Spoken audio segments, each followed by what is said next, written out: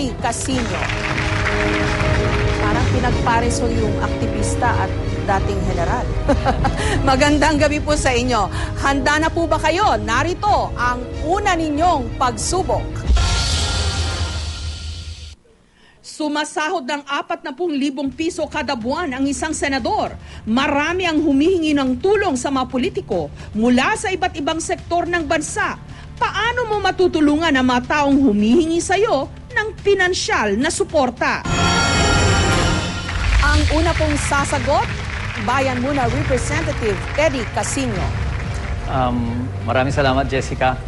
Kung sa sweldo ang pag-uusapan, ang practice ko po ng 9 na taon dyan sa Kongreso, bahagi talaga ng sweldo ko ay inilalaan ko dito sa mga charity work, no? Yung mga pumupunta sa opisina, humihingi ng pambili ng gamot, etc. Dahil hindi naman pwedeng gamitin dyan yung mga pondo for maintenance, operating, and other expenses. Pero syempre, limitado lang ito. At kailangan natin ipaliwanag sa ating mga mamamayan nang hanggang dito lang talaga. Kapag naubos na ho yung kaunti na naisantabi natin para sa kanila, hanggang doon na lang. No? At ipapaliwanag na lang natin na sa ilalim ng batas, hindi naman tayo pwede mag-divert ng pera na hindi naman dapat napupunta sa ganyan.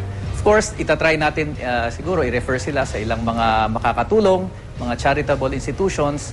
Pero tutulong ho tayo sa abot na hindi ito illegal, yung personal lang natin at kung ano yung pinapayagan sa ilalim ng batas. Maraming salamat, Bayan Muna Party List Representative Teddy Casino. Pakinggan naman natin ang sagot sa pagsubok ni General Ramon Montaño. Magandang hapon sa ating lahat. Ako, I have been sharing my salary with others since I was in the service. Kahit nakakaunti lang yun. Ipatuloy natin yun.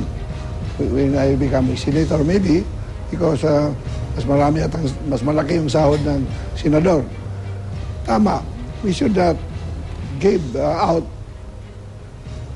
money from the people to support this, our vision of sharing what we have, what little we have to share with those who really deserve sharing. Yun lang aking balak kung ako matuklok as Senator of the Republic of the Philippines. Maraming salamat po, General Ramon Montaño and Bayan Muna Party List Representative Teddy Casino.